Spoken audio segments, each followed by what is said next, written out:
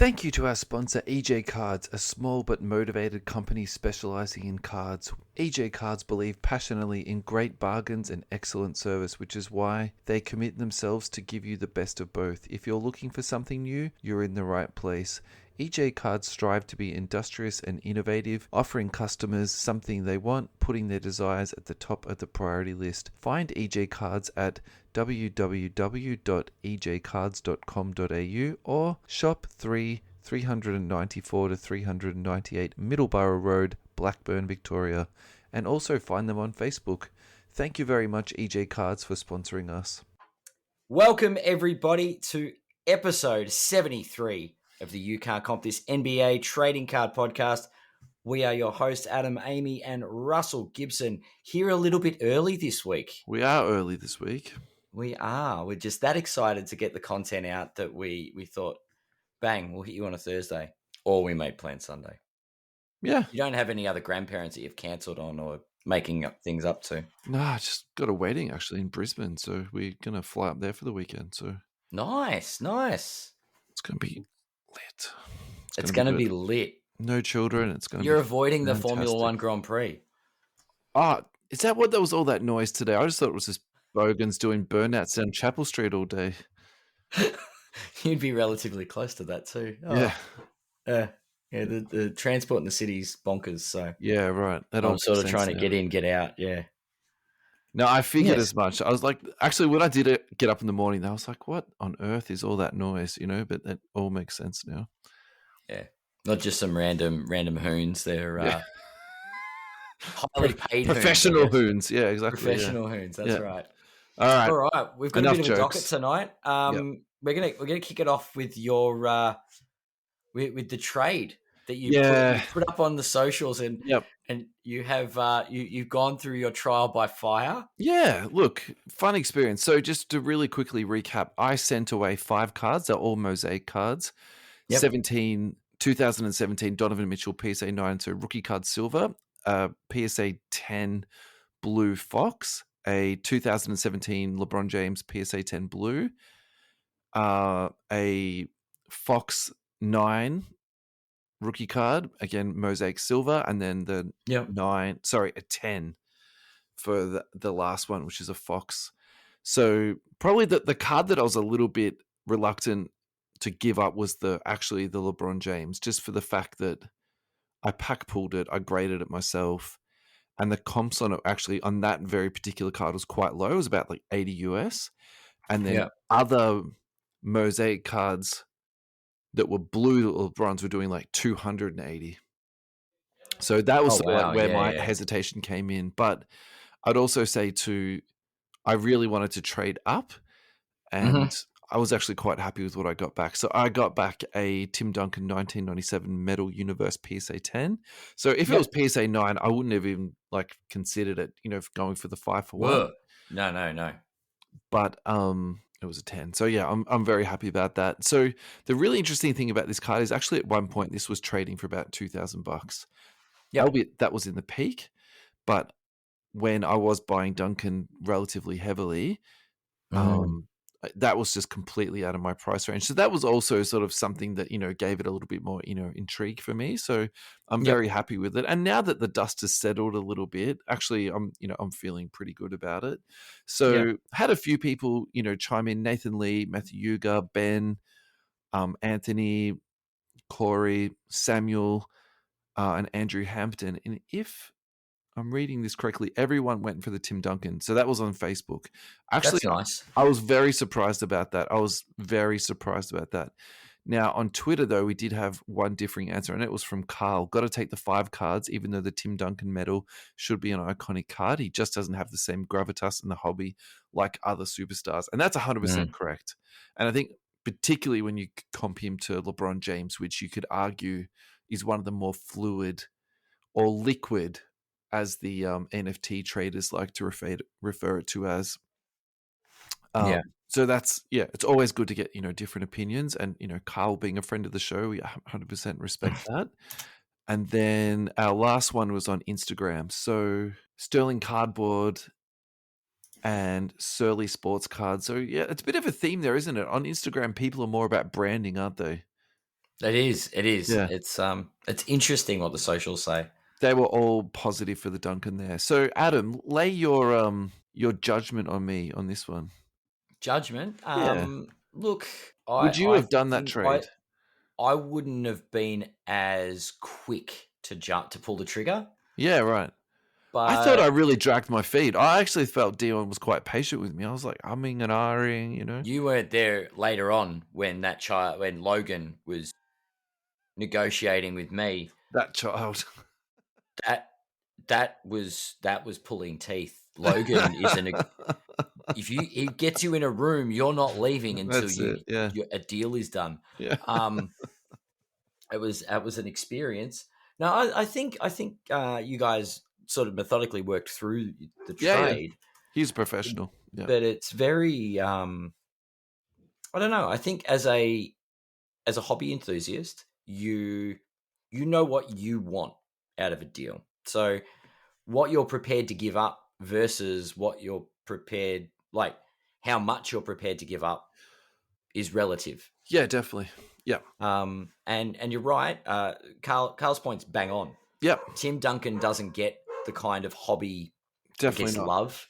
And I do have a soft spot for Duncan. Like I think he's incredibly underrated. So, I feel, very happy with this. Yeah, definitely. And I think long term, he's definitely he's going to continue to go up. We know he's one of those players that his career is set in stone. Very much.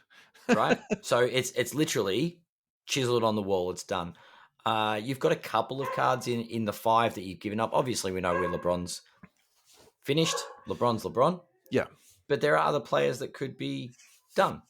That their story isn't told. So to speak. And I think that's what Dion was banking on. I think he wanted to get Donovan Mitchell and Fox, so I think that sort of appealed to him. Yep. And I mean, it's a good bet.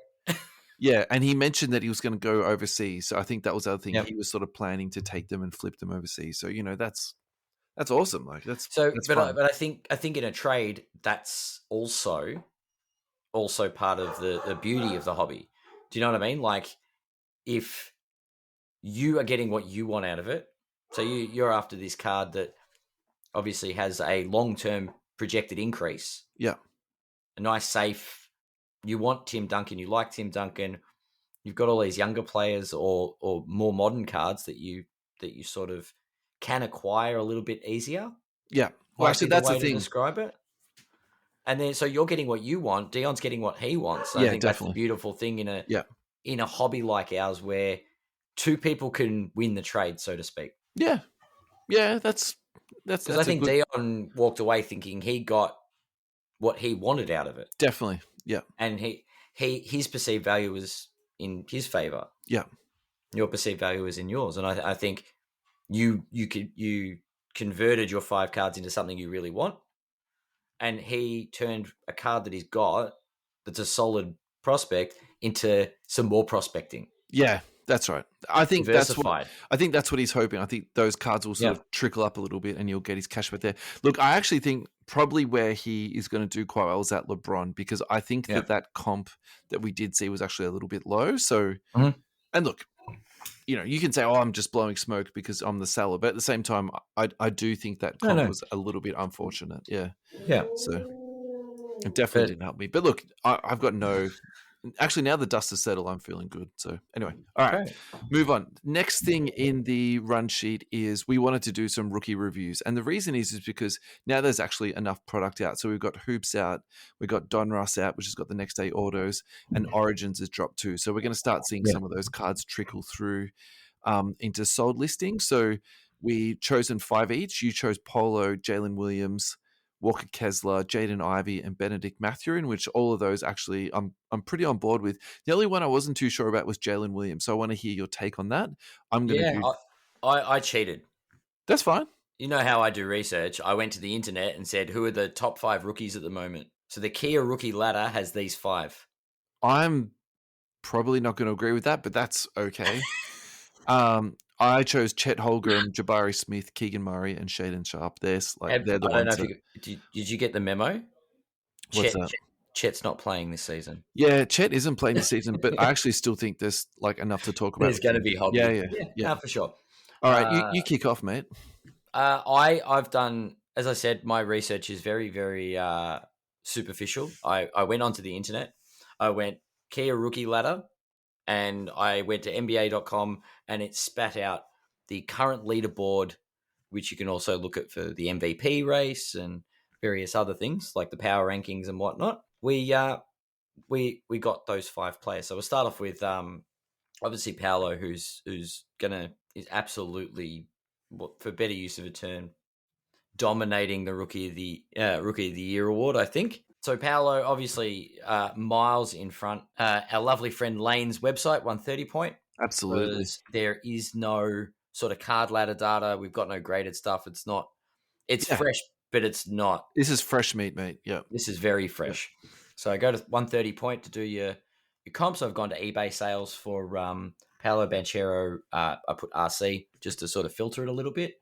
First thing that come up, 30th of March, we have Donruss Elite Pen Pals Rookie Auto, 265 USD. Yeah. It's not a bad little sale. Obviously, Paolo coming in. I don't think there's much as far as people flipping the autograph side of things. Maybe I should have written auto. Hot signatures, hoops, the 29th. So that's a day ago, 280 USD. There's no real surprises for Paolo.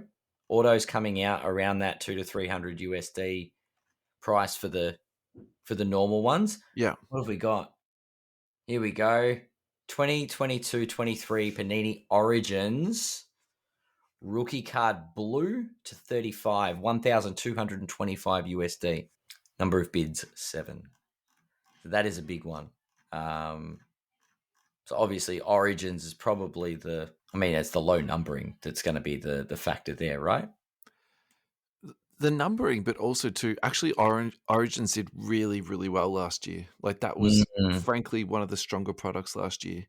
Yeah. And I think that we're competing with Hoops and Donruss at the moment. So yeah, like it's a very well presented, product. And in terms of, the number of cards in the box, it's a lot shorter. There's not as many cards in a box.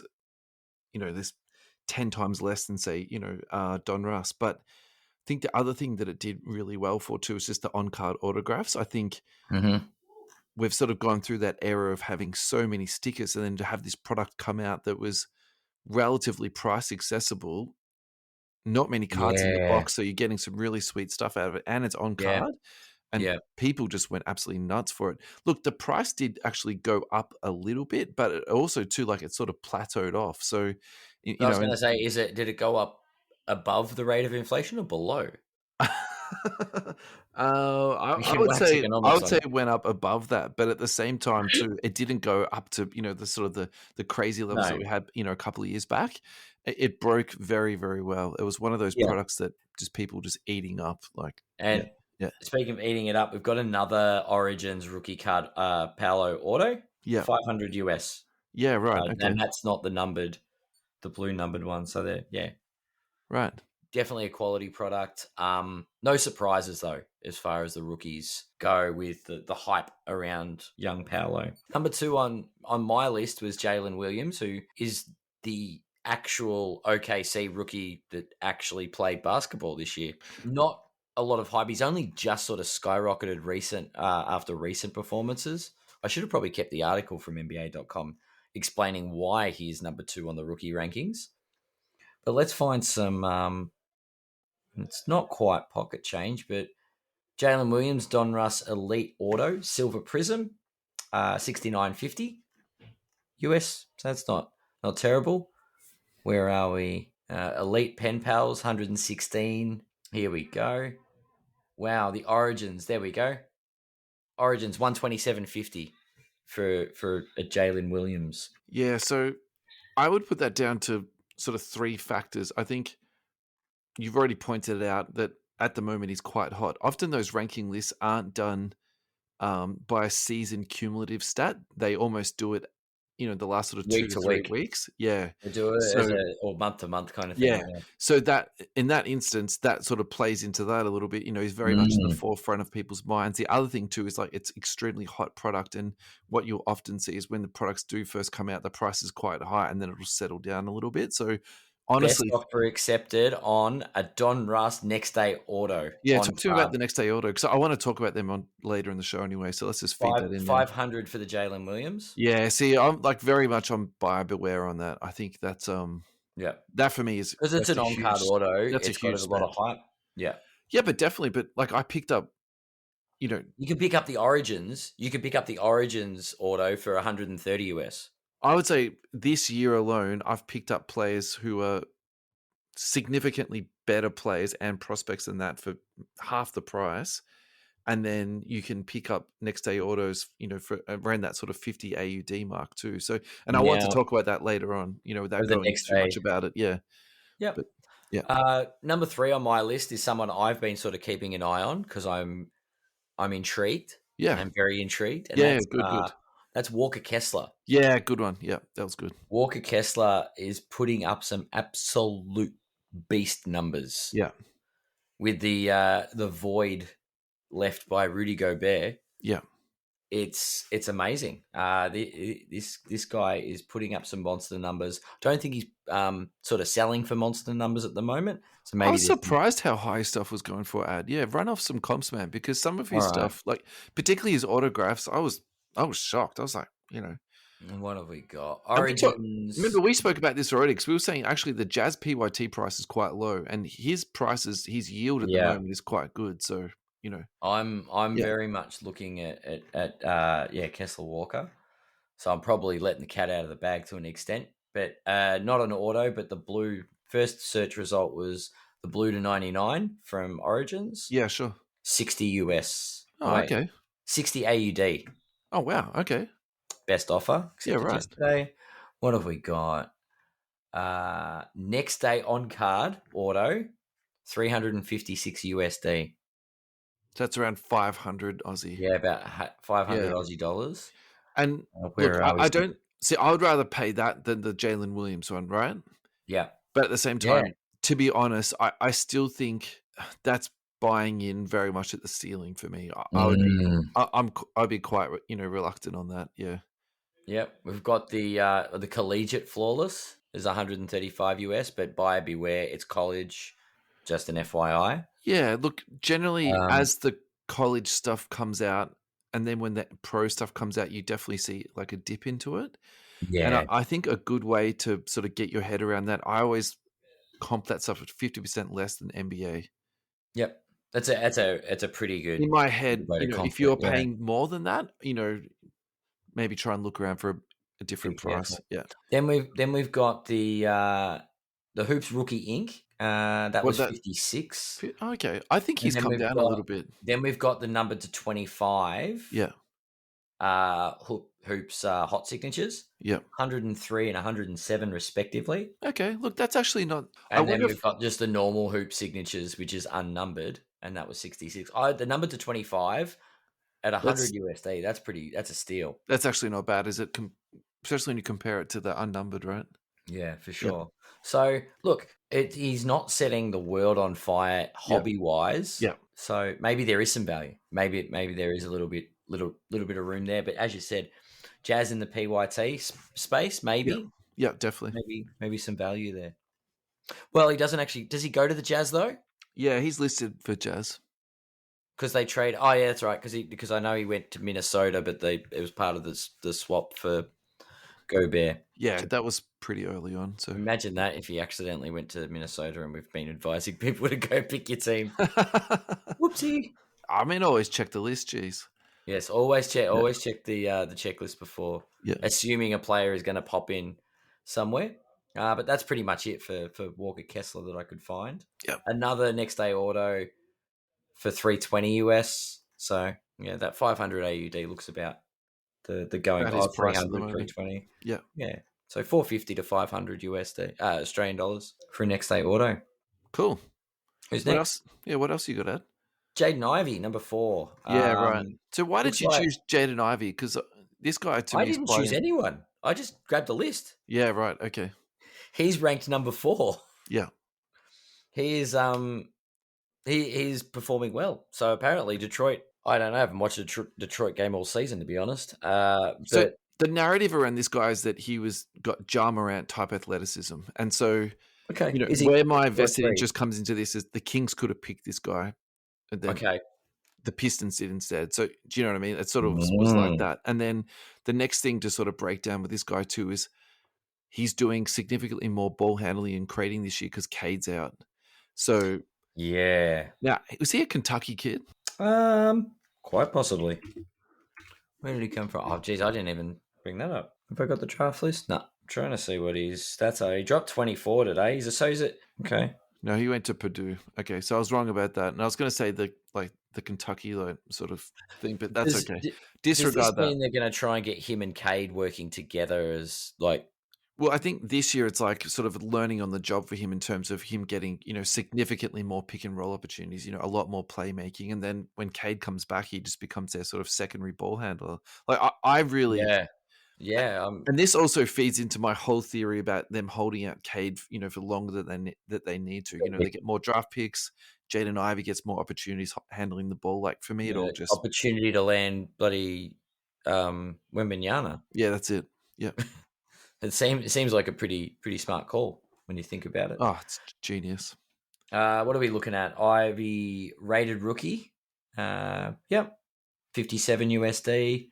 Just looking for the order, skimming through for the autos that I've... So 57 for a base rated rookie? Or is that with an autograph? That's the auto. Oh, okay, with the autograph. Okay, auto. That's fine. Yeah, sure. That's the auto. Yeah, that's fine. Elite 91 US. Is that? Yep. What else have we got? Origins. Oh, wait. No, Origins, Jaden Ivey, Dawn Red, numbered to 75, not an auto. The Dawn, whatever that's a rookie subset, I'm guessing. 123.50. There we go. Silver Prism rookie card from Donruss, 102. So they're comparably better than the likes of our friend, the number 22 pick, Walker Kessler. And I think correctly so, because...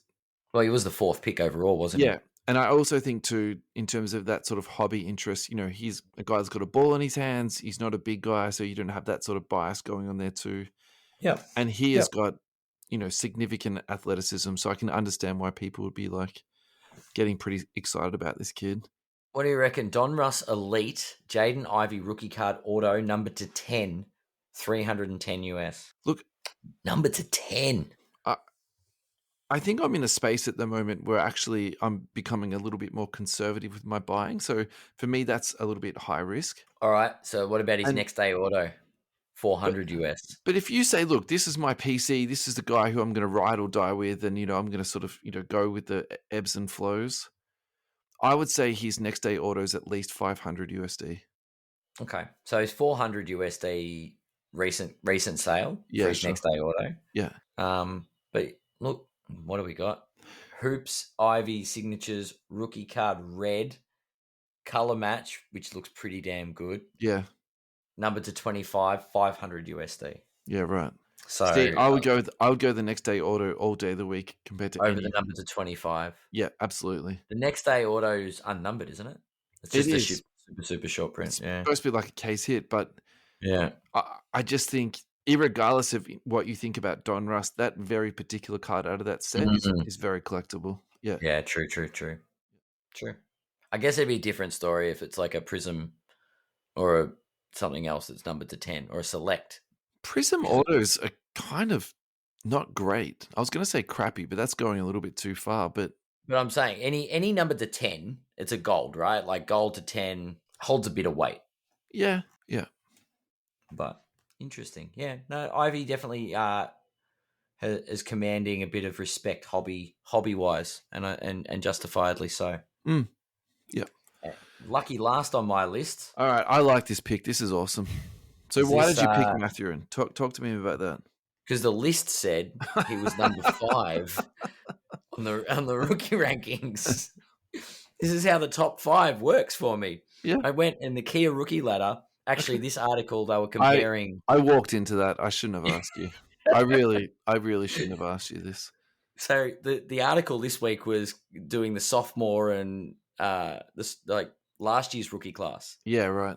How they're going sophomore wise compared to like with their second year, which is very, very interesting to say the least. but we're not here to talk about sophomores. Definitely not. We're here to talk about rookies. Number five on the list. Yep. And that is Benedict Mathurin. Yep. Now, there was some hype on this guy going toe-to-toe with our friend Paolo Banchero early in the season. So that faded very quickly. So how much Pacers have you watched this year? Not much. All right. Just watch one game and just come back to me and tell me how competitive you think Mathurin is. Because for me, the thing that he does at the highest level is just competes. And how that you quantify I'll put that. I'll give him that. He's got that energy. I watched how him. that you quantify and measure that, I have no idea. But there's something about this kid. He just gets after people and he just doesn't stop trying. And he's fearless. Yeah. Yep. I really like what this kid does. I'm a big Mathurin fan, and I think that that pairing with Halliburton is like potentially something you could sort of just run out for the next 10 years. All right. Well, you're not the only Mathurin fan by the look of it. Talk to me. All right. The 2022-23 Donruss Elite Platinum first off the line. So Fertile does have a little bit of extra kick to it. So yeah. It does. Talk to me. Numbered to 3 by the look of it. Yeah, sure. 2 of 3. $450 US. Yeah, not right. an auto, just a card. Just a card. So there's that. What have we got? I mean, look, that for me is risky. I would say that reeks of sort of early release product price, you know? Yeah, the hype. That's definite hype. Origins, he hasn't signed. It's a redemption. Yep.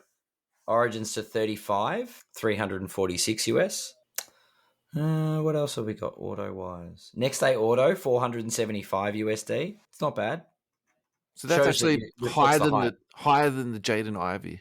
Correct. That's really interesting to me, actually, because I feel like Mathurin is more sort of and it's still recent. He's more substance than hype, you know? So, yeah. I mean, but Mathurin is also, they're both top 10 picks. So I guess they've got some parallel. It's not like we're comparing like Walker Kessler, who is the 22nd pick. Let me put it this way. I think Mathurin is going to be more seen on League Pass, whereas Ivy is more likely to be on ESPN. Ooh. That's how I feel about their two games, right? So then for you to tell me that Mathurin's actually selling higher, that's why I was a bit surprised. I was like, that's interesting. But he's been hyped for longer, I think. Yeah. And the Detroit fans are pretty dejected from their being in Detroit. Yeah, sure. Fair. No, they're both sort of, I mean, Indiana's been closer to putting a team together, I guess, than Detroit in recent years. So I don't know. Mathurin, he's been on the radar. He's been on the list, the rookie watch list all year. So I think the hype is very, very real around him. So he's had more exposure hype wise. Yeah. Ivy is just sort of just started to come to the party. So yeah, right. And that's probably a talent thing. He'll gradually find his way and do that. What have we got? All right, there's one. Donruss Elite, numbered to 25, blue, $255 USD. Not buying. Yeah, so let me put it this way. So you've got 5 people on your list. I think there's 2 that I would be buying, which is Polo, like with a bullet, and Mathurin. My only thing about Mathurin is that I think he's going to be at least a 10-year NBA player. So I feel, confident buying into this guy. It's not like someone who you're sort of prospecting on and might not even be there in 2 years, and then you've sort of shot your money to a degree. So I don't think Mathurin's like that, but I just wonder with his type of hype level, are you actually better off waiting for 12 months? And so I wanted to talk about waiting for some hype to go down before. Exactly. And I wanted to talk about like Donruss later in the show, and specifically next day autos, and looking at the prices going back 1 or 2 years, because it's amazing I found a next day auto for 300 for Mathurin. I don't think that's actually terrible. But I still think even if you wait a bit, I think he might come down a bit. It's amazing. It's a dip after everyone's it's sophomore year that it happens. After 12 months, the next lot of rookies come out, and there's so much pressure being taken off that sort of, rookie year. So, if you really like him, I've got no problems with you going out and buying. But also I would say too, if you really like him, just, try and pick up some, deals, when people sort of skip out and, don't bid. So, yeah. Any more cards for Matthew, and are you happy if we move on? That's it. Let's go to the next. Let's go to your 5. All right, so I'm doing Chet Holmgren. The reason I'm doing Chet is because for me, it's amazing how much hype and card sales are still going on for this guy, despite the fact he hasn't played this year. So I'm going to start off with a Prism Draft Picks number to 88 auto red choice that sold for 80 USD. I think that this is a very short-term flip, and I don't think this is something that you hold on to for 80 USD. As soon as Prism comes out, I think that's going to, go in half. Donruss Choice Autograph, 220 USD. I think if you comp that out to some of the stuff that's been selling, say, from last year's product, I think that's an overpay by about $50 to $75. So I think that's a little bit problematic there. He's got a flawless collegiate patch autograph to 10 at 300 USD. Again, I find that a little bit that's a bit troubling for me. Origins on-card autograph, number to 99, 306 USD. Now, this is the one, these next two, this is what I want to talk to you about. So National Treasures auto booklet, number to 5. It's a collegiate NT. It's got a beautiful Nike swoosh patch on it, and on the other page, it's got his autograph on it. And then the card under that, which is sold pretty much for the same price, 650 USD. Origins on-card autograph to 25. At that price point, which would you buy? That's tough. It's really tough, isn't it? I don't like college, but that's a good-looking card. Yeah, I have to admit. I think the Origins, I think they're both going to go down. But for me, there's something about Nike patches that I quite like. Swoosh, yeah. And then, swoosh is the new logo. It is number to 5. It is that nice little booklet. And I do think the Origins, I think that's going to be a bit of a money pit. Yeah. It's tough. The next one on my list is Jabari Smith, and I've chosen him a little bit because, I think the fact that you didn't include him on your list at all is actually a little bit telling for me. It's just that sort of he literally doesn't talk. It's almost like Kawhi Leonard level of communication from this guy. Yeah, true. Look, I think he's going to be a very solid pick. Do I think he's going to fulfill that sort of number 3 overall pick? I think that's going to be a really big ask for him. The only thing that sort of gives me a little bit of hope with this guy is that I think the guard play for Houston this year has been pretty one-dimensional, and I think that if he was with a better playmaker that was actually, looking to set him up a little bit more frequently and a bit more consistently, you actually might see his numbers pick up a little bit, because I think he's got pretty good shooting mechanics. I think that's, that's reasonable to say for this kid. So Origins basketball to 40, 152 USD. Actually, I quite like that for that price. Donruss to 25, 287 USD. Look, I probably prefer the Origins, to be perfectly honest, but at the same time, that to me is not horrible. So whereas with Chet, I'm sort of looking at the stuff thinking to myself, this is just, I think this is a disaster. But this Jabari Smith stuff, actually, I think the price of him is, has come down reasonably. I'm actually surprised how low this stuff is, considering how high he's up the draft board. My next one is Keegan Murray. And I basically, as far as I'm concerned, this fell into my lap. He wasn't on your list. So I was like, great, I'm doing Keegan Murray.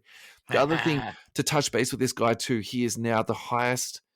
He's connected on the most 3-point makes for any rookie in history.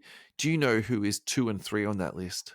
I've been told I wasn't allowed to click on the link to find out. That's why, because you didn't click the link, did you? No, I didn't. Instagram. Don't cheat. Just have a guess. Oh, so I can't click the link. I have to have a guess. It says don't click the link. How can you get that confused, Adam? Till after we've discussed it. Oh, whatever. Don't worry about it. I'll spoil it for you. It's Damian Lillard and Donovan Mitchell. I was surprised about Donovan Mitchell.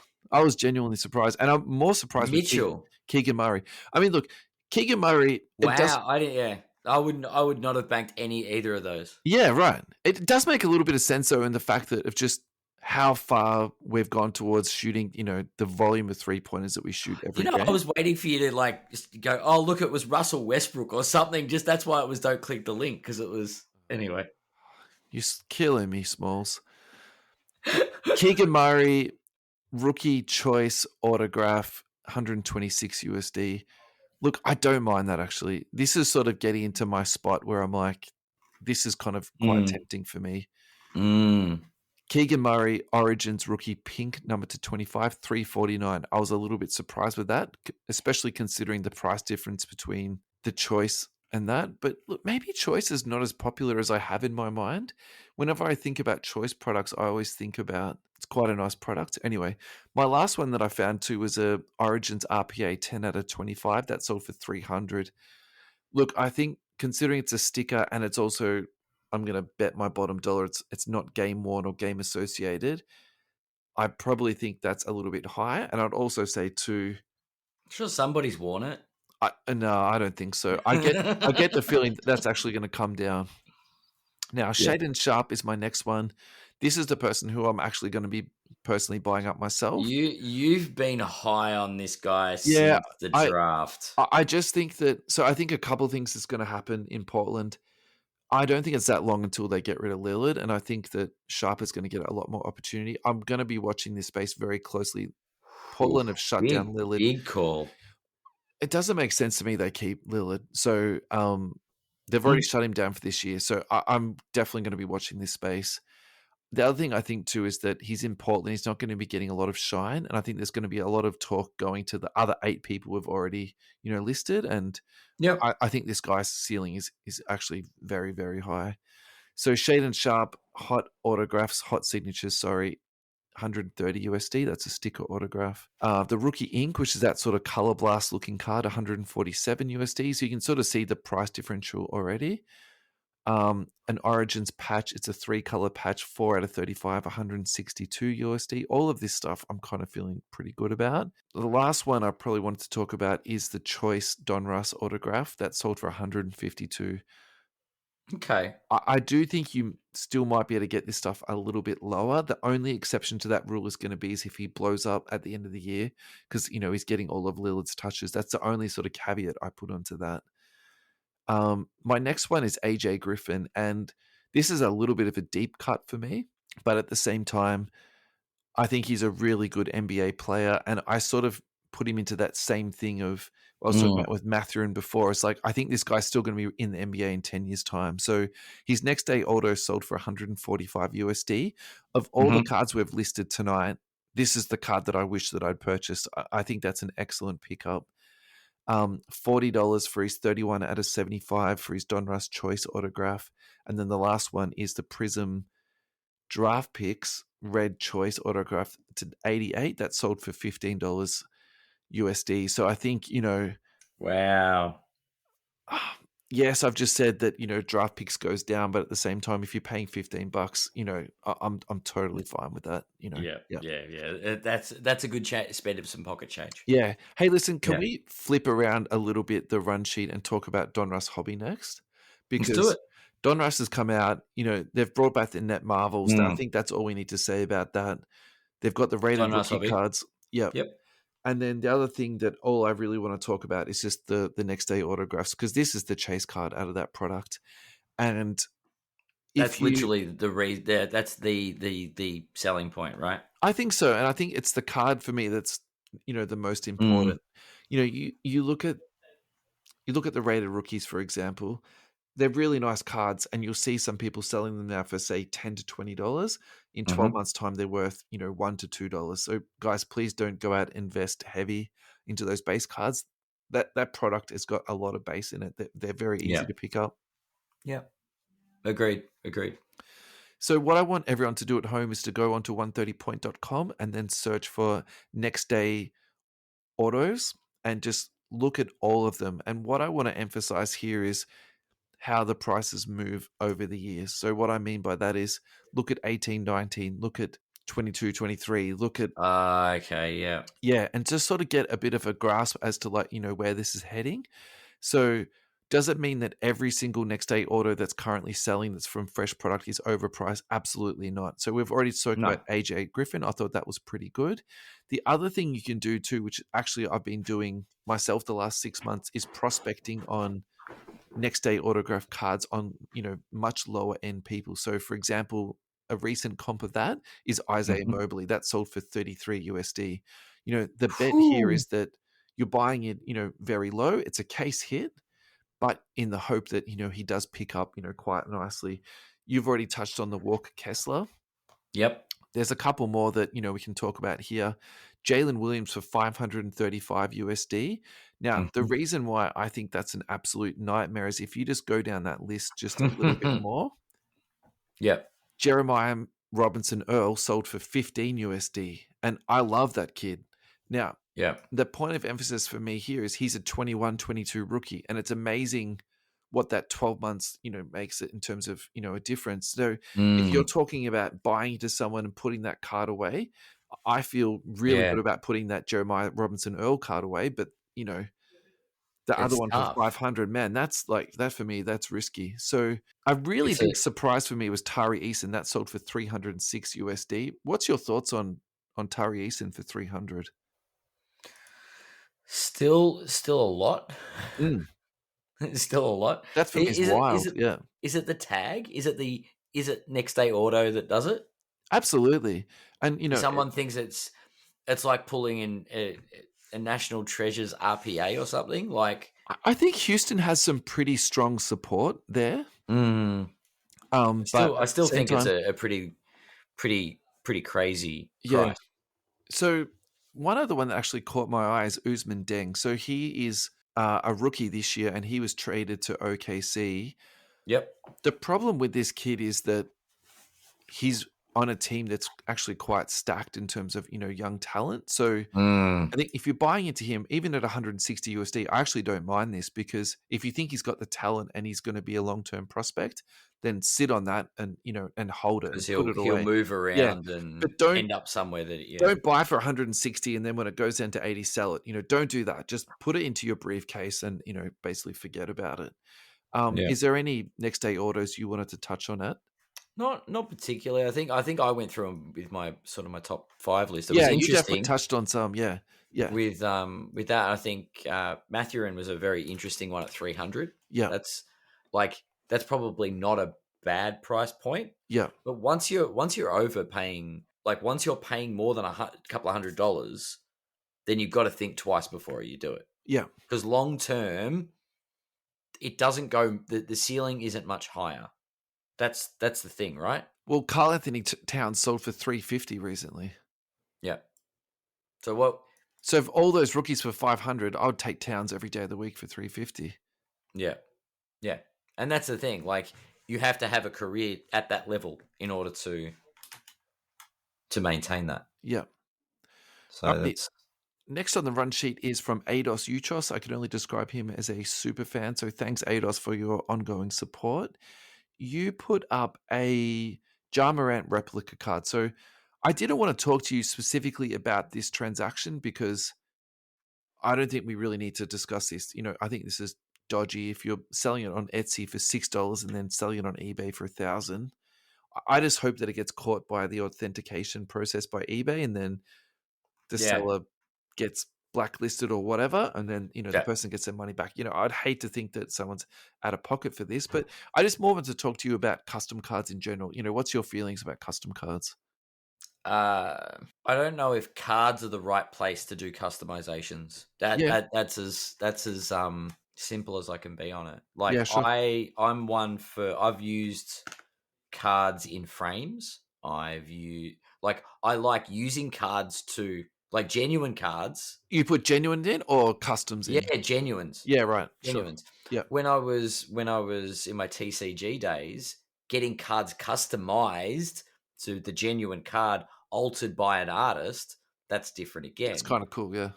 But making your own cards, especially if they're a knockoff of a genuine item, I just think is I don't think there's a place for it in the hobby. I think it's not genuine. It's not genuinely produced. And if you're going to make art of that nature, differentiate it between what the genuine product looks like. Yeah. I just think it needs to be, it's someone trying to, well, there's two things that they could be doing. One, they could be trying to just rip people off, i.e. the post we saw. But if someone's trying to express themselves artistically, are you doing it for profit? Are you doing it for gain? Because there's licensing, there's legalities around it. Yeah, I'm surprised that Panini hasn't got on here and shut this stuff down. If I go and make a piece of art, for argument's sake, as a tribute to Kobe Bryant, I think that's fine as long as that tribute to Kobe stays in my four walls with my PC. As soon as I'm selling that, I'm sort of like, I don't want to talk the capitalist route, but I'm sort of breaching like a lot of laws. I'm using trademarked materials to make a profit. I agree with that. Like, definitely. I feel like there's a line. And so I've this done it. particular eBay seller crossed that line because I don't think they marked it clearly enough that it was a replica or a fake. That's what I feel about that. Sent, so the funny story about this is ADOS sent me those images. Yeah. So I've got a new pocket change image for you. He sent me that and a guy with. I'll post the pocket change image because we need a fresh one. But yeah, it was. I'm like, if you put that up, John O'Michaels is going to put half of his PC in the pocket change. You know. That's true. Except it won't say rep next to his. So I agree with pretty much everything that you said then, bar nothing. So I agree with everything you said. The only thing I want to add to that is there are some people out there that actually make really nice custom cards and they do it for like kids. Yeah. And then the other thing I think some people are doing too is like, say they're cutting out, say 3 different cards and then putting them together, you know, like all the prisms and the hollows and stuff like that and making like cool cards. I love stuff like that. I think that's really good. And that's obvious that it's like, you know, a custom card. So I think the thing that I don't like about this, to me, it's not that obvious that it is a custom card. And then clearly the eBay seller is trying to like, you know, rip people off. What I didn't see was the back of the card because I would love it. You know, where it should say like Panini copyright, blah, blah, blah. I would love it to say in big bold letters, like this is like a fake or something like that. So it's like so obvious that no one could be silly enough to, you know, put $1,000 bid down on it. You know, that's what I would like to see. Yeah. Yeah. It's, I think the other point you made there is if they're giving things away to children, giving stuff away, you're not trying to make a profit out of it. Yeah. If you're making something that's a replica, you're not trying to make money. No, they're actually putting the kid's photo in there. I think that's really cool. I think that's cool. Quite nice. I think, yep. For sure. Alrighty, this next 2 segments is actually from Ryan at Gemrate. So Ryan, I'm very sorry that I forgot to do the stats last week, but we'll make it up this week. So last week was our Nikola Jokic week, and then Ryan very gracefully built us up some Jokic stats. Now, he actually built up some PSA 9 stats, which I was a little bit surprised about. But at the same time, there are some plays where it's okay to buy PSA 9s because just PSA 10s are out of reach. And as we've talked about getting PSA 5 Kareems, so yeah, definitely. not that we're putting the Joker up quite with Kareem yet. We've almost got him with Moses Malone though. Nearly with Moses, yeah. So look, if you're buying cards at the moment, I think PSA 10 is the way to go, just because of how many 10s are out there. But when you get into that higher end stuff, I've got no problem with this. So actually, this exercise is quite fun. He listed quite a number of cards: the Prism, the Donruss, the Prism Silver. I won't go through them all, but basically a couple of really interesting things came out to me. So the price of a Prism and a Select base is the same price, despite the pop count being, you know, nearly 10 times more. That to me was really interesting.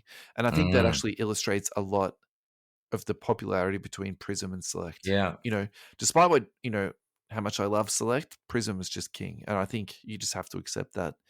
The other one that does that mean there is value in the Select though?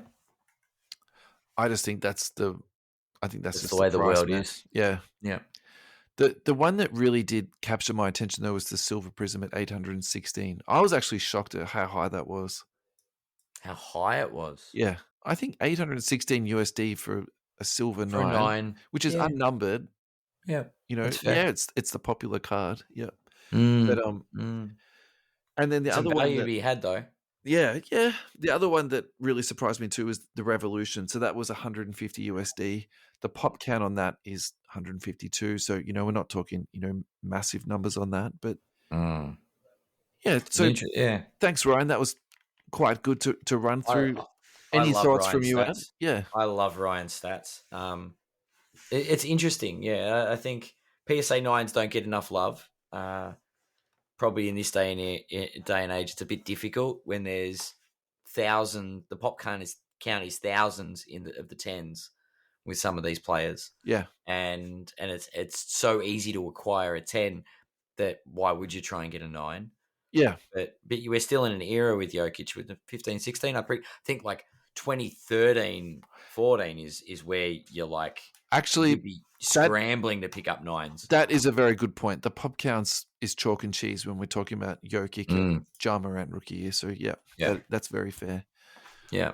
Alrighty. So for this current week's stats, top graded basketball cards at PSA. So he did the March stats and he summarized the top cards. So I think this is going to be really in your wheelhouse, Ad. So Upper Deck Michael Jordan SP1. 462 was graded for the month. I'm not going to read through the whole lot. I'll just pick out a couple. Tops Kobe Bryant 1996, 457. 1989 Hoops Michael Jordan, 423 was graded. Mm-hmm. Just going down the list now. 1992 Shaq Tops 278. Then almost down the bottom of the list, 2020 Prism LaMelo Ball 228. 2018 Donruss Luka 223, and 2003 tops LeBron James 222. So what stands out to you the most in this list? That Jordan and Kobe are the GOATs and LeBron is way, way down the bottom. Yeah, and like a lot of old stuff is in there and, barely any, modern at all. Modern stuff. LaMelo Ball surprises me. The people are still grading it? Yeah, now Chronicles, is that the one, is that the famous Ja Morant? The one with the, what's his name in the background? It probably is actually, yeah. Yeah, there's a reason. I was going to say if Mark Jackson's on the list, we know why. Yeah. Luka Doncic does sort of stand out as an odd one to grade. Like the Donruss, interesting. Maybe they're just trying to get variety because everybody now owns a Luka Doncic silver prism. Oh, sorry, base prism. But yeah, no real LeBron, just the just one, and he only scraped in at the bottom. Yeah.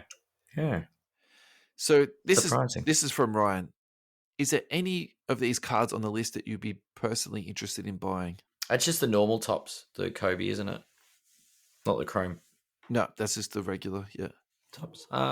Maybe the jar. Like maybe the jar. If it's the novel, if it's the one I think it is. Yeah. Michael Jordan SP1. Which one's that? We'll have to check it out, I think, Ed. Michael While you're doing that, I'll read through what Ryan had to say. So a bigger question I have is related to dilution and the abundance of parallels in today's sets. One of the nice things about the late 80s and 90s is that the cards on the list have staying power, even though there are a lot of cards printed in volume, in part because the number of distinct cards printed feels significantly smaller than what we see today, when one player can have more than 150 different cards in select. So I don't think there's actually 150 different cards, but I get what he's saying. And then if you multiply that out, Origins, Hoops, Donruss, actually I think he's making a very valid point here. That period had much more of concentrated focus on specific cards, where today there are many options across the board. Yeah. When we look at this list 10 years from now, what cards from 2017 to 2021 will be on this list, if any? Are the Prism base and Silvers the only cards that even stand a chance? Even though they are overgraded and overprinted, they appear to be somewhat iconic and memorable. Curious about your thoughts. So there was 2 or 3 questions there. So I can rehash the questions if you want for you, mate. You can reread it because I was trying to figure out what this card is. All right. So it's a baseball shot of Michael Jordan, 1991 rookie. Yeah, right. Okay. It's not even a basketball card. All right. So what he was saying is that one of these cards have got staying power, and then what would you buy? And then what cards from modern? And he's classified modern as 17 to 21. Yeah. Do you think that in 10 years' time, people are still going to be trading? Still going to be trading. Yeah. I still think that. Did we go over the prisms? I just still think prisms are currency. Prisms the tops chrome of the modern era. I know there's a lot of them. Base, not so much, but silver prism is going to be a silver prism. And I don't think it really drops. I think the silver prism, even though there's big pop counts of some of these cards, there's 2,000, say, Luka's. I think unless Luka's career goes the way I think it's about to go, and he goes well instead, it goes up. But yeah, like the silver prism is the Topps chrome. So I agree. I'm not going to segue to Luka just yet. No, that's fine. Look, prism is king. There's no no debating that, and I'm not even going to try. The only thing I would add to that is that you have to grade cards for a reason. So, for example, what I'm saying by that is, can you buy these cards, which most of these, as Ryan's already said, are pretty readily available? Are you buying them to grade them and flip them because you can make a 3 to 5x profit margin if they grade out well? So it's possible. What I'm getting to with that specifically is, are you going through this exercise because you're trying to build up your card kitty and then roll it into something that's PC? And so where I'm leading with that is that PC stuff might never see the light of day at PSA. It just sits in your briefcase at home, right? And doesn't move around a lot, and also doesn't get transacted much. So what are those cards that we're talking about? So I would say in the ultra modern, that's RPAs, because that's like the big catchphrase. RPA is the big one. Yeah. Like today to, going back to 20 years ago, I think that's a big difference. And then the other thing too is autographs. I think if we're being realistic, like if you look at all the stuff so we went through quite a number of comps today, the things that really sold for like high value were autographs. So are people going to send those cards to PSA? And then if you do send them to PSA, are they going to grade out well? And then is there enough of them that they would actually make it to these pop report, that Ryan's generated? Do you know what I'm trying to say here? So, yeah. I think that's my answer to his part about, the 10 years from now, because I don't think that the cards that are genuinely collected, and what I mean by collected as opposed to, being liquid, hopefully I've already explained that. But, I don't think all these RPAs are going to be in PSA reports but that doesn't mean they're not important cards. They actually might be arguably the more important cards. So very possible. Yeah. No, it's I do like his thought about this with the staying power of the cards, though. So is it actually a good play to be buying up these cards raw and either keeping them in your PC or grading them and keeping them in your PC? Because, long term, these cards. So just look at this list. Is this actually a really good list of the staying power of cards that is going to be hanging around for a long time? Kobe Bryant, Michael Jordan, Shaquille O'Neal, Ja Morant, LaMelo Ball, Doncic, and LeBron James. Like at the moment, people are like, Jordan is Jordan, no matter which Jordan it is. Yeah, but maybe we should just not talk about any of these other players in the podcast for the rest of history, and this is all the people we should talk about. Do you know what I'm saying? Like, this is all that's going to matter in 10 years' time. Like, why do we waste our time talking about Benedict Mathurin, Yeah, true. Is that possible? Yeah. All right. Any final thoughts on that? No, just the usual. That's Michael Jordan, Kobe Bryant, maybe LeBron James after you think about Luka and LaMelo. Yeah. It's nice to see Shaq in there, actually. Yeah. Nice to see Shaq in a bit of love. This is as close to as you're going to hear of a rant from me. So, Bronny James signing cards for Upper Deck, I'm not on board, or Panini, or whoever he was signing for. I'm pretty sure it was Upper Deck. I'm not on board with this at all. I don't like it. I think it's horrible. Let these kids be kids. It's narrative stuff. He's a high school kid. Yeah. Leave him alone. Just, leave him be. Don't associate him with his dad. I don't like this at all. The fact that he's in my social media roles, reels, whatever they're called. Reels. Depends where you go. TikToks. I don't reels. I don't subscribe to any LeBron James or Bronny James stuff, and it still is coming in. Like, I don't follow anything basketball on TikTok, so if you've been checking TikTok out, it's just probably being like literally just force fed down our throats. It is, I don't like it. And the hype train, but the hype train is real. 100%. He's coming into the NBA, and wherever he lands is apparently where LeBron's going to go. So there's hype around it. Even if he's a dud, Bronny is going to bring LeBron daddy with him. Rant over. Pat Bev doing the too small to LeBron James. If you haven't seen it, did you see the game today? 0 from 5. He was pretty good. Good old Pat Bev today. It's epic trash talk, though. Honestly, the guy's just next level. He is one of the league's biggest trolls. Loved having him on the Lakers, and now I hate him again. Just like anyone that love it when he's on your team for that little bit, but hate playing against him because he's the biggest troll. Mailbag. Josh Smith, I'm interested to hear your take on Davion Mitchell being the King supporter you are.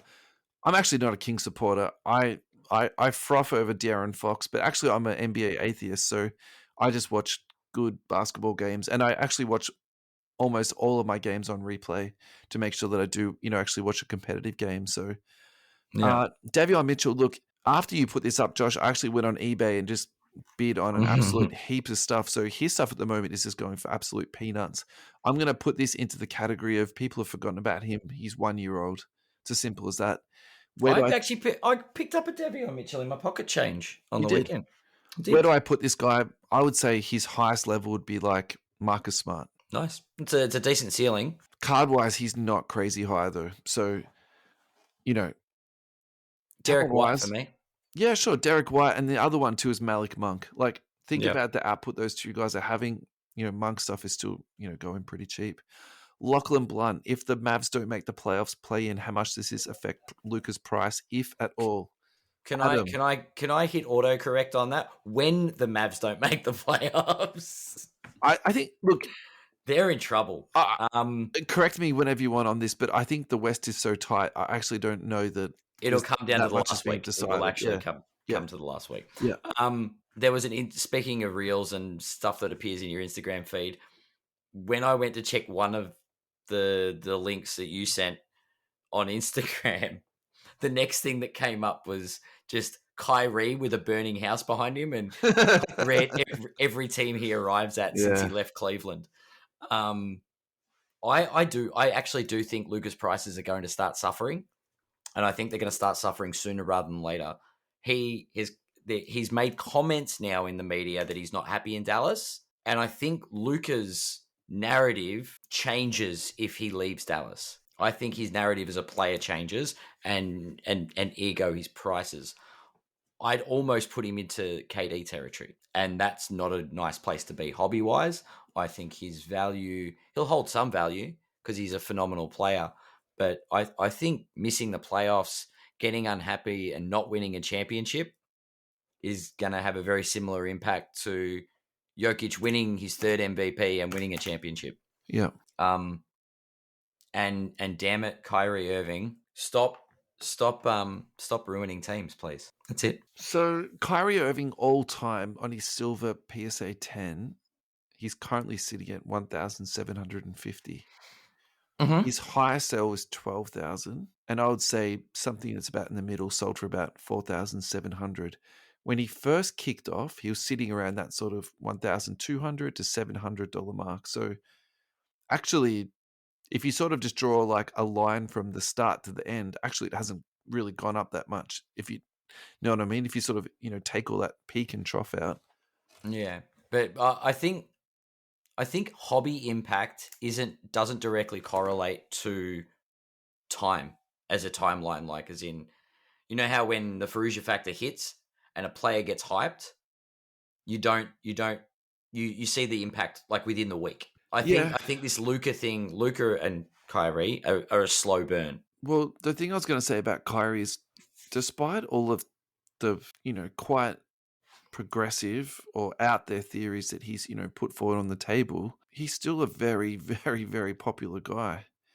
So I think true. Because there are a lot of crazy people out there. No, I think he touches children in a way that is quite unique. Like I think he connects with people a lot. He does a lot of really important charity work. This guy is not just like a one-dimensional guy. He's quite, let's be honest, he's quite a layered dude. And in terms of entertainment-wise, I think also too he puts forward something quite significant there. So I think this price of 1,700, this is actually quite intriguing to me. So if you're doing the whole buy, hold, sell thing, you could probably argue that long term with his resume and his popularity, this is probably actually not a bad buy. Pop is only 26, man. Of the silver PSA 10. Oh, so that's why. There we go. PSA. Yeah. Low pop. Let's go. I'm just going all sales. Did you go all time? Yeah. Yeah. That's why I was trying to just filter out that, insane sort of patch they had and just sort of look at it overall, That's the 2021 nonsense, but yeah. Yeah. I mean, 20 is when he sort of took off, right? As far as price goes. Yeah, I don't know. I think the the Kyrie saving a team sees he's trending in the 4 to 5K range if he's not it doesn't light fires that he shouldn't. Yeah. For better use of a term. If it was, I think the value he's got currently is what his stats warrant. Yeah. Do you know what I mean? I don't think his accolades impact it anymore. They know how good Kyrie is, and that's where he sits. I think if he hadn't been as disruptive to the teams he moved to, and I know it's not about the comments he makes, it's the impact he leaves on the team. Like, he's become this toxic teammate. Yeah. And I think the value is a lot higher if he toes the party line, stops trying to shed his sort of sidekick. No disagreement with that. Image. But I suppose what I'm thinking is, despite all of this stuff that he's done, his price is still that high, right? He's still a phenomenal player. Yeah, and then long term, I probably think that a lot of that narrative is going to be washed away with time. And so then you look back and you look at his resume and goes, he's won a championship, he's been this all-star this many times, blah, blah, blah, blah, blah. So then that's why I sort of feel, long term, actually, is that actually not a bad buy? Anyway. Yeah. James Mann, what do you think of Keegan Murray's future? He broke the all-time record for the most three-pointers today. So we already talked about this. Yeah.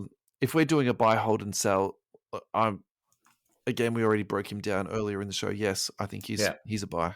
Absolutely. He's worth a shot for sure. Yep, agreed. Greg Dolliver wrote us a podcast run sheet, so we will not have time to do that today, but it has been copied and pasted into the run sheet, Greg. We'll be doing an episode on this. Episode 74, the Greg Dolliver episode. I might not be 74. We've got some exciting times of the playoffs coming up, but maybe an off-season question, I think. Adam Amy, did you borrow the mailbag image from your cousin? No, I didn't, Adam. Oh, that's funny. I borrowed it from Google, all right? Because Jesse Laugh reacted that one too. Thanks for mocking me in public. No worries. That's okay. Eddie Ferguson, can you do a top 5 recommendation for buying in the NBA? All right, this is easy. Cade Cunningham, Bill Russell, next day autos on the cheap, Michael Jordan, and I'm going to put in a bit of a low-key one. I really like Pokachevsky for the OKC Thunder. I think that guy's like an alien. And he's had a tough start to his career, but he's just freakishly talented. And his stuff is going for like cents on the dollar at the moment. Yeah. Adam, right. What do you got for me? All right. Top 5. So I've got to count this down. Number 1, get yourself a Kobe. Sure. Kobe auto would be lovely. Kobe auto or a Kobe rookie? Sorry, I should have said that too. Bill Russell autograph. That's what I meant to say. Yep. A Kobe auto or a Kobe rookie? Yep.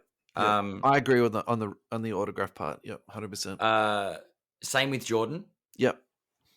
Either or. Similar thing. A Steph Curry rookie, if you can, because I think that man, as expensive as he is undervalued. So none of this stuff is pocket change. This is like.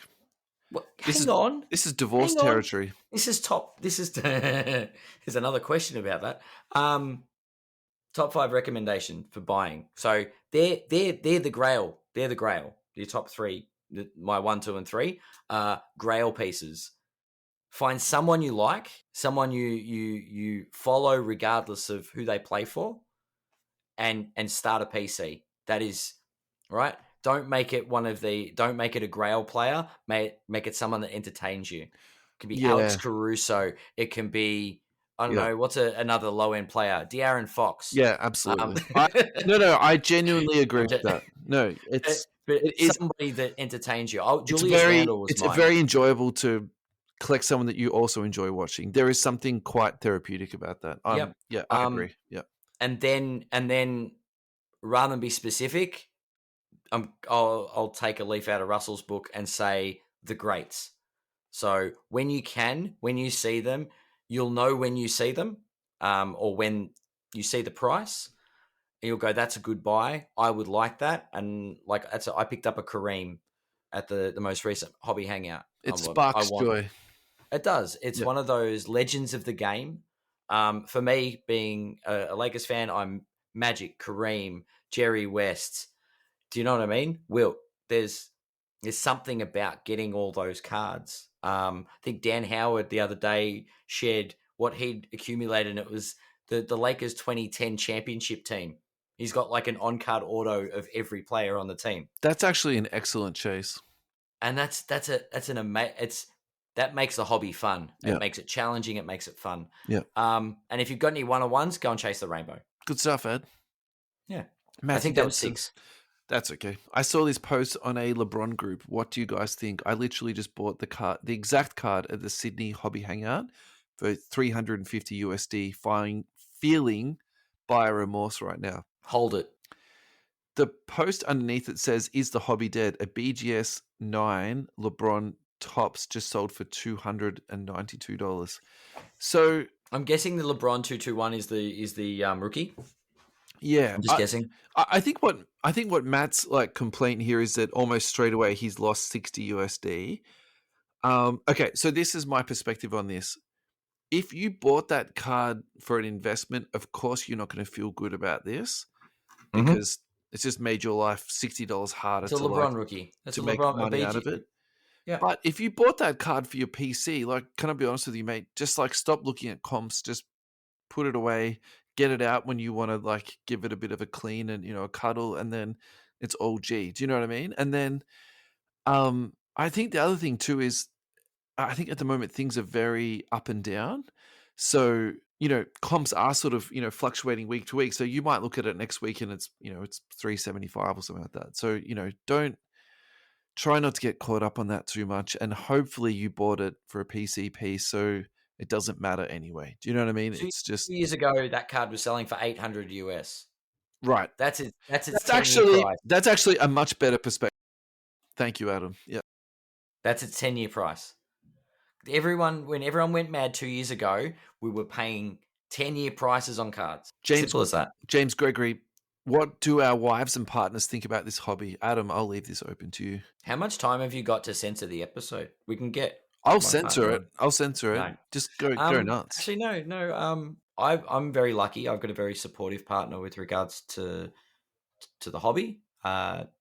She's very supportive of me going and collecting cards and obviously spending reasonable amounts as long as I stay in control. It's like if I had a gambling problem. Do you know what I mean? Like as long as I'm not moderation, I think is what you're trying to talk about. Yeah. I'm not dipping into our grocery money to buy basketball cards. Yeah. Do you know what I mean? Like definitely. Yeah. I went to go and get milk and I came back with a box of Prism. Like that would be delicious for breakfast though. Like, let's be honest.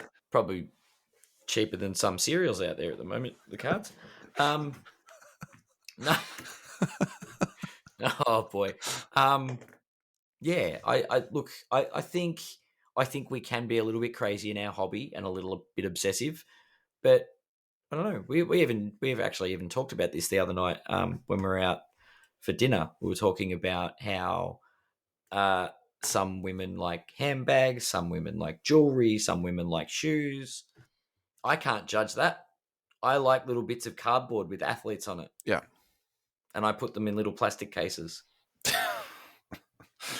And I carry them around and I show them to other men. We can make the hobby sound really silly if we want. Yeah.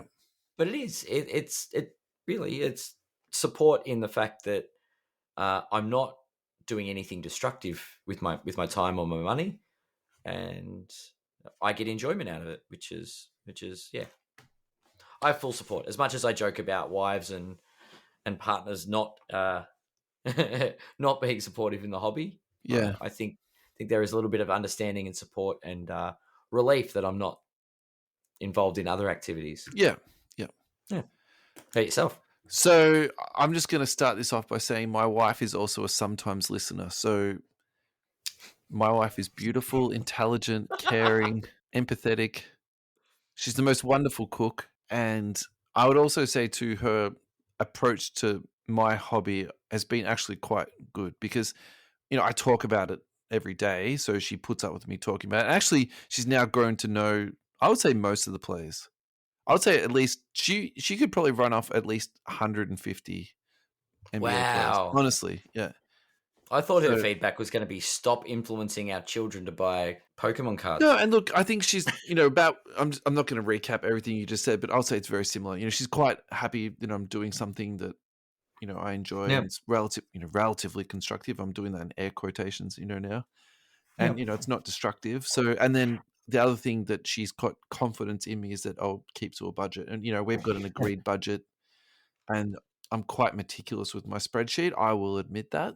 I will say though, the bank auditor has never actually looked at my said spreadsheet, so she's very trusting of me too. So, but no, she's fine. Look, I don't think she understands it. I think she probably thinks I'm just an insane person overspending on pieces of cardboard. But in saying that, I'd probably also say too, sometimes that's like good to get that perspective and just kind of rein it in a little bit, too. So, I'm fine with that. Yeah. Yeah. I think we should tie this bad boy off.